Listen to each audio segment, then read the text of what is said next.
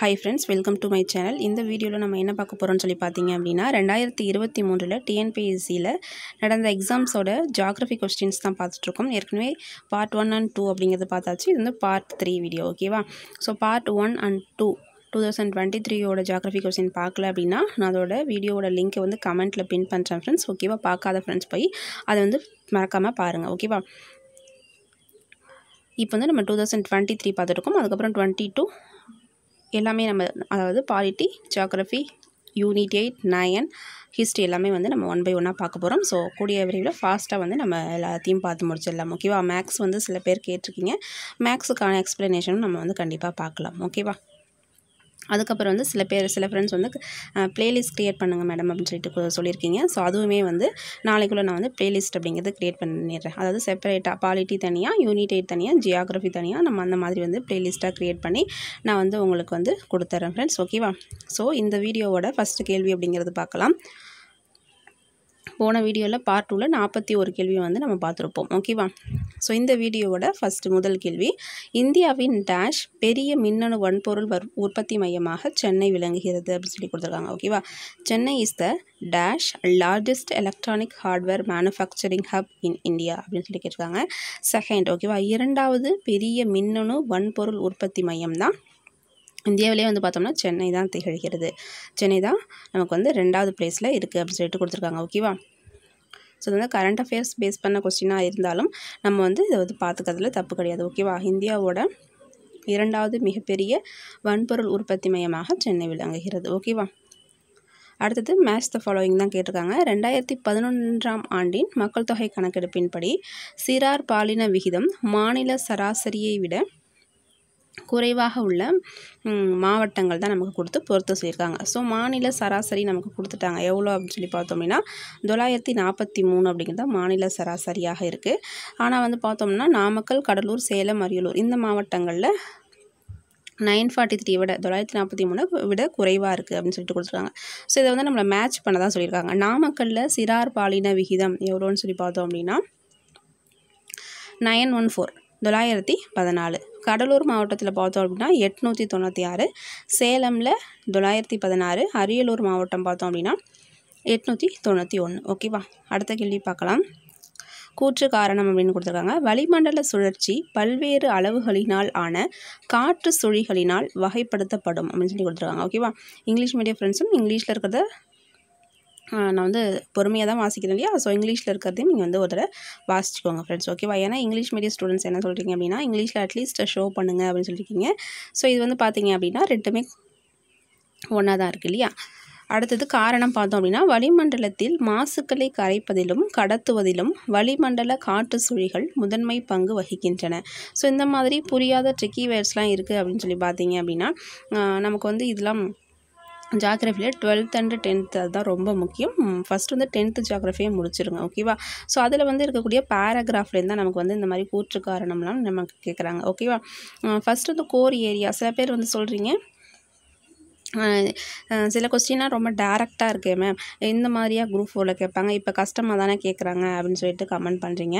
ஆக்சுவலாக வந்து பார்த்தோம் அப்படின்னா நமக்கு வந்து இப்போது வந்து கூற்று காரணம் அதிகமாக கேட்குறாங்க அப்படின்னா ஒரு 2 அல்லது 3 கேள்விகளில் சேர்த்து வச்சு நமக்கு ஒரு கேள்வியாக அப்படிங்கிறது கேட்குறாங்க. ஸோ நமக்கு வந்து முன்னாடி வந்து ஒரு கொஸ்டின் டைரெக்டாக கேட்டு அந்த ஆப்ஷனை வந்து நம்ம பிக் பண்ணுற மாதிரி இருக்கும். ஆனால் நமக்கு வந்து கூற்றை ஆன்சரோடு சேர்த்து கொடுப்பாங்க, இல்லைன்னா அந்த ஆன்சர் அந்த கீவேர்டை மட்டும் மாற்றி கொடுப்பாங்க இல்லையா? ஸோ அந்த கூற்றில் நமக்கு வந்து இப்போ 4 ஸ்டேட்மெண்ட் கொடுத்துட்டு எது வந்து தவறாக இருக்குது இல்லை எது வந்து சரியாக இருக்குது அப்படின்னு சொல்லிட்டு தான் கேட்குறாங்க. ஸோ நம்ம ப்ரீவியஸ் இயர் கொஸ்டினை பார்க்க உங்களுக்கு எது படிக்கணும், ஒரு டாப்பிக்கே இருக்குன்னா எது படிக்கணும் எது படிக்கக்கூடாது அப்படிங்கிறது தெரிஞ்சிடும், ஓகேவா? ப்ரீவியஸ் இயர் கொஸ்டின்ஸ் பார்க்காம நீங்கள் புக்கை எடுத்து வச்சு ஒரு லெசனை படிச்சிங்க அப்படின்னா நீங்கள் அது படித்த ஃபீல் உங்களுக்கு கிடைக்காது, எதை படிக்கணும் அப்படிங்கிறதும் தெரியாது ஃப்ரெண்ட்ஸ், ஓகேவா? அதுக்காக தான் நான் சொல்லலை, நீங்கள் எந்த ஒரு சக்ஸஸரை எடுத்து அவங்களுடைய பேட்டியை பார்த்தாலுமே அவங்க சொல்லக்கூடியது ப்ரீவியஸ் இயர் கொஸ்டின் பாருங்கள், சிலபஸ் அண்ட் செகண்டாக சொல்கிறது அவங்க ப்ரீவியஸ் இயர் கொஸ்டின் தான், ஓகேவா? எந்த டாபிக் எடுத்தாலும் நீங்கள் அந்த டாப்பிக்கில் ப்ரீவியஸ் இயர் கொஸ்டினை தயவு செய்து பாருங்கள், ஓகேவா? இப்போ நிறைய கூற்று காரணம் தான் கேட்குறாங்க. ஸோ அதுவுமே நீங்கள் திரும்ப பார்த்துக்கிட்டிங்கனாலே உங்களுக்கு வந்து உங்களை அறியாமலேயே ஒவ்வொரு டாப்பிக்லையும் நீங்கள் வந்து என்ன பண்ணியிருப்பீங்க அப்படின்னா க்ரோ ஆகிருப்பீங்க, ஓகேவா? காரணம் கூற்று காரணம் ரெண்டுமே சரி. ஆர் என்பது ஏவிற்கான சரியான விளக்கம், ஓகேவா? அடுத்த கேள்வி பார்க்கலாம். இந்திய வேளாண்மை ஆராய்ச்சி கழகமானது ICAR. ஓகேவா? ஸோ இதோட விரிவாக்கம் என்னன்னு நமக்கு கேட்கலாம். Indian council of agriculture research, அதுதான் வந்து ICAR அப்படிங்கிறது. ஓகேவா? இந்திய வேளாண்மையை காலநிலை மாறுபாடுகள் போன்ற காரணிகளில் இருந்து மீட்டெடுப்பதற்காக நிலையான ஆய்வு, செயல்நுட்பம் மற்றும் தொழில்நுட்பம் ஆகியவற்றிற்காக ஏற்படுத்தியுள்ள தொடர் திட்டம். ஸோ அதோட பெயர் தான் நமக்கு வந்து கேட்குறாங்க. ஓகேவா? ICAR வந்து இந்திய வேளாண்மை, அதாவது ICAR அப்படின்னா Indian council of agriculture research அப்படிங்கிறது நம்ம வந்து தெரிஞ்சுக்கிட்டோம். ஸோ இது என்ன பண்ணியிருக்கு, இந்த நிறுவனம், இந்த ஒரு ஆராய்ச்சி கழகம் என்ன பண்ணியிருக்குன்னா, காலநிலை மாறுபாடு, அதாவது கிளைமேட் சேஞ்ச் ஏற்படுது இல்லையா, திடீர்னு வந்து நம்ம வந்து கோடை காலத்தில் மழை பெய்யுது, ஸோ இல்லை வறட்சி நிலவுது, மழை காலத்தில் வறட்சி நிலவுது, இந்த மாதிரி காலநிலை மாறுபாடுகள் ஏற்படும் பொழுது ஸோ அதிலிருந்து மீட்கக்கூடிய ஒரு நிலையான ஆய்வு, ஒரு தொழில்நுட்பம், இந்த மாதிரியாக ஏற்படுத்தியுள்ளதோட திட்டத்தோட பெயர் தான் நமக்கு வந்து கேட்குறாங்க. ஓகேவா? ஸோ அதை தான் நம்ம கொஸ்டினில் கொடுத்துருக்காங்க. ஸோ அதுக்கான திட்டத்தோட பெயர் தான் NICRA. இந்த NICRA இந்த ஒவ்வொரு நம்ம இதை வந்து தெரியல, இதேனும் ஒரு கொஷின் தெரியல அப்படின்னா நம்ம உடனே என்ன பண்ணணும், சைடில் ஒரு நோட் வச்சுக்கணும். ப்ரீவியஸ் இயர் கொஷின் பார்க்குறோம் அப்படின்னா சைடில் ஒரு நோட் வச்சுட்டு இதை நீங்கள் டக்குன்னு என்ன பண்ணிடணும், எழுதி வச்சுக்கணும். எழுதி வச்சுட்டு வீடியோ பார்த்து முடிச்சதுக்கப்புறம் கூகுளில் போய் நீங்கள் சர்ச் பண்ணி பார்த்துக்கணும். ஓகேவா? ஜஸ்ட்டு நம்ம வந்து கொஸ்டினை பார்த்துட்டு நம்ம வந்து நம்மளுடைய மைண்ட் வந்து எப்படின்னா, நம்ம பார்க்கும்பொழுது இதுதானே ஞாபகம் இருக்குன்னு தோணும். அதுக்கப்புறம் நம்மளுடைய மனித இயல்பே வந்து நம்ம மறந்து போகிறது தான் இல்லையா? ஸோ அதனால் மறந்துடும். அதனால் சைடில் ஒரு நோட்டில் எழுதி வச்சுக்கிட்டு தெரியல அப்படின்னா உடனே கூகுள் சர்ச் பண்ணுங்கள். அப்படி இல்லைனா புக்கில் இருக்குது, தெரிஞ்ச டாபிக் தான், இந்த மாதிரி வனவிலங்கு சரணாலயம்லாம் இருக்குது அப்படின்னா நீங்கள் உடனே புக்கில் போய் எந்த லெசன் அப்படின்னு சொல்லிட்டு தேடி அந்த டாப்பிக்கை கையோடு படிச்சிருங்க. ஓகேவா? கையோடு படிச்சிட்டிங்க அப்படின்னா உங்களுக்கு வந்து கான்ஃபிடென்ட் லெவல் அதிகமாகும் ஃப்ரெண்ட்ஸ். ஓகேவா? ரொம்ப அதிகமாக பேசுகிறனோ. ஸோ அடுத்த கேள்வி பார்த்துடலாம். மேட்ச் த ஃபாலோயிங் தான் கேட்டிருக்காங்க. சிறுத்தை திட்டம், ப்ராஜெக்ட் சீட்டா அப்படிங்கிறது, ப்ராஜெக்ட் சஞ்சீவினி திட்டம், ப்ராஜெக்ட் லயன் அண்ட் வந்து கானமயில் திட்டம் அப்படிங்கிறது. ஓகேவா? ஸோ அது வந்து எந்தெந்த பூங்காவில் நம்ம அறிமுகப்படுத்தினாங்க, அந்த திட்டத்தை செயல்படுத்தினாங்க அப்படிங்கிறது தான் கேள்வியாக கேட்டிருக்காங்க. சிறுத்தை திட்டம் அப்படிங்கிறது குனோ தேசிய பூங்கா. லாஸ்ட் இயர் கரண்ட் அஃபேர்ஸில் ரொம்ப ரொம்ப முக்கியமாக இருந்த கரண்ட் அஃபேர்ஸே இந்த சிறுத்தை திட்டம் அப்படிங்கிறது தான். குரூப் 2 மெயின்ஸ் அப்போது ரொம்ப முக்கியமான கரண்ட் அஃபேர்ஸாக படித்தது ஒரு திட்டம் அப்படிங்கிறது சிறுத்தை திட்டம். அடுத்ததாக பார்த்தோம் அப்படின்னா சஞ்சீவினி திட்டம் அப்படிங்கிறது. ஓகேவா? சஞ்சீவினி திட்டம் அப்படின்னா ஹிமாச்சல பிரதேசம். அடுத்து சிங்கம், ப்ராஜெக்ட் லயன் அப்படிங்கிறது எந்த பூங்கா, எந்த சரணாலயம் அப்படின்னு சொல்லி பார்த்தோம்னா பர்தா வனவிலங்கு சரணாலயம். ஓகேவா? இந்த பர்தா வனவிலங்கு சரணாலயம் நான் லாஸ்ட்டு ஒரு பார்ட் 1 நினைக்கிறேன். ஸோ அதில் வந்து சொல்லியிருப்பேன் எந்த மாநிலம் அப்படின்னு. ஞாபகம் இருந்துச்சுன்னா கமெண்ட் பண்ணுங்கள். ஓகேவா? அடுத்து வந்து கானமயில் திட்டம் அப்படிங்கிறது எந்த பூங்கா அப்படின்னு சொல்லி பார்த்தோம்னா பாலைவன தேசிய பூங்கா. ஓகேவா? சிறுத்தை திட்டம் அப்படின்னா குனோ தேசிய பூங்கா.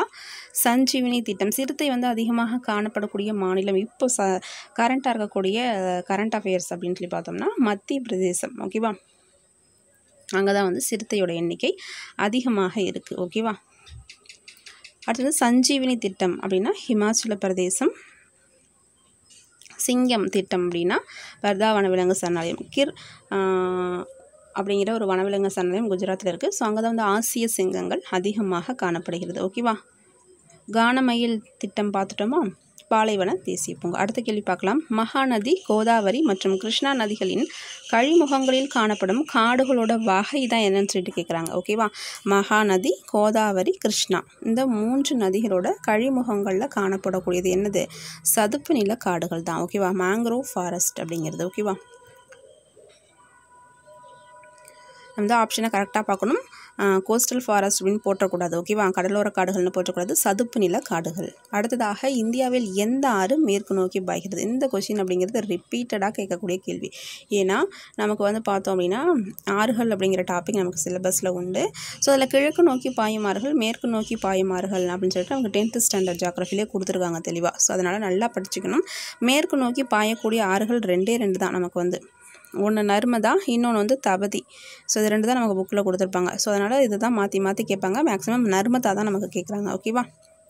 மேற்கு நோக்கி பாயும். இந்தியா அப்படி இருக்குது அப்படின்னு சொல்லி பார்த்தோம்னா இந்த பக்கம் வந்து பே ஆஃப் பெங்கால், இந்த பக்கம் வந்து அரபிக்கடல் இல்லையா, அரேபியன் சி. ஸோ இந்த பக்கம் இங்கே உருவாகி இப்படி வந்து வங்கக்கடலில் கலந்ததுன்னா அது கிழக்கு நோக்கி பாயக்கூடிய ஆறு. இதுவே வந்து இந்த பக்கம் வந்து கலந்துச்சு அப்படின்னா அது மேற்கு நோக்கி பாயக்கூடிய ஆறுகள் அப்படின்னு நம்ம சொல்கிறோம். ஓகேவா.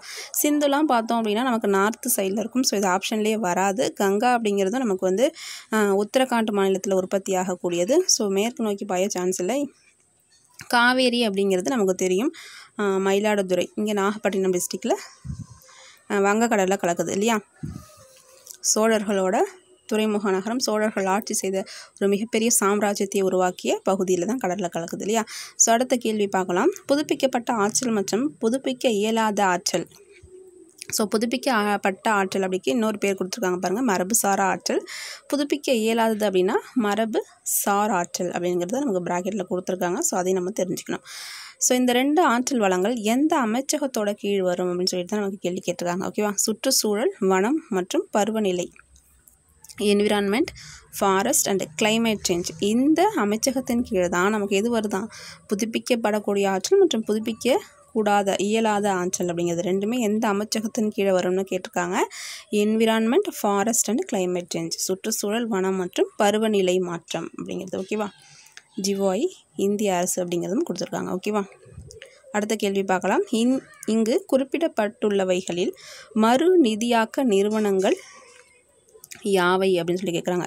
ஓகேவா. ரீஃபைனான்ஸ் இன்ஸ்டிடியூஷன் எது அப்படின்னு சொல்லி கேட்குறாங்க. ஆன்சர் வந்து பார்த்தோம் அப்படின்னா national bank of agriculture and rural development அப்படிங்கிறது தான் ஆன்சர். ஓகேவா. ரீஃபைனான்ஸ் இன்ஸ்டிடியூஷன் எதுனா தேசிய வேளாண்மை மற்றும் ஊரக வளர்ச்சி வங்கி அப்படிங்கிறது.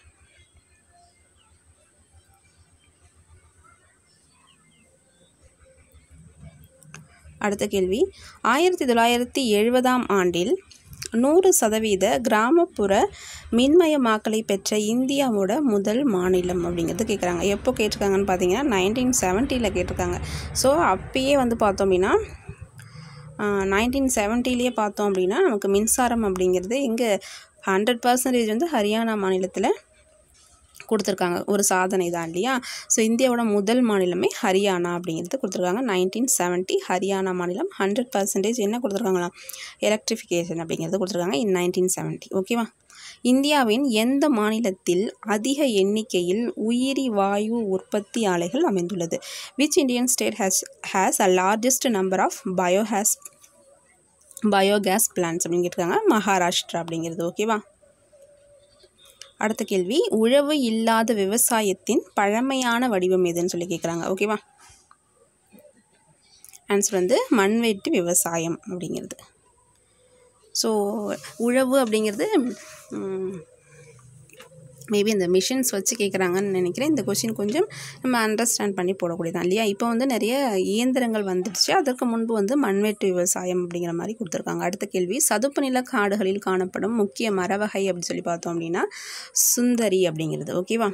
சதுப்பு நில காடுகள் அப்படிங்கிறது காணப்படக்கூடிய முக்கியமான மரம் எதுன்னு கேட்குறாங்க, சுந்தரி அப்படிங்கிறது. ஓகேவா. மத்திய பிரதேசத்தின் பன்னா மாவட்டம் எந்த கனிமத்திற்கு பெயர் பெற்றது அப்படின்னு சொல்லி கேட்குறாங்க, வைரம் அப்படிங்கிறது. ஓகேவா. டைமண்ட் அப்படிங்கிறது. இந்தியாவின் மிக உயரமான ஈர்ப்பு விசை அணை எது? இது நம்ம ஏற்கனவே பார்த்துருக்கோம் இல்லையா, பக்ரா டேம் அப்படிங்கிறது. நான் லாஸ்ட் வீடியோவில் பார்த்தீங்க அப்படின்னா 2-3 கேள்வி இந்த டேம்ஸை பற்றி கேட்டிருந்தாங்க. நான் உங்களுக்கு கிளியராகவே ஆப்ஷன்ஸும் எக்ஸ்ப்ளனேஷனோட கொடுத்துருக்கேன். ஓகேவா. ஒவ்வொரு அணையும் எந்த நதியின் குறுக்கே கட்டப்பட்டுள்ளது, ஸோ அதனால் எந்தெந்த மாநிலங்கள் பயனடையுது அப்படிங்கிறதும் நான் சொல்லியிருக்கேன். ஓகேவா.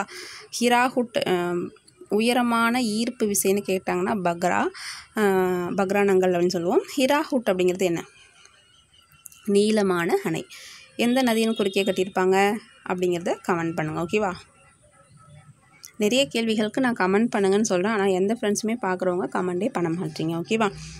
ஹிராகுட் அப்படிங்கிறது நமக்கு 10th ஸ்டாண்டர்ட் புக்கில் ஒரு டேபிள் கொடுத்துருப்பாங்க ஃப்ரெண்ட்ஸ், அதை வந்து படிச்சுக்கோங்க. ஹிராகுட், பக்ரானங்கள், நர்மதா சாகர், இதெல்லாமே வந்து நிறைய முறை கேள்விகள் நீங்களே பார்க்குறீங்களா கேட்குறாங்க. ஸோ அதனால் படிச்சுட்டு கமெண்ட் பண்ணுங்கள். ஓகேவா.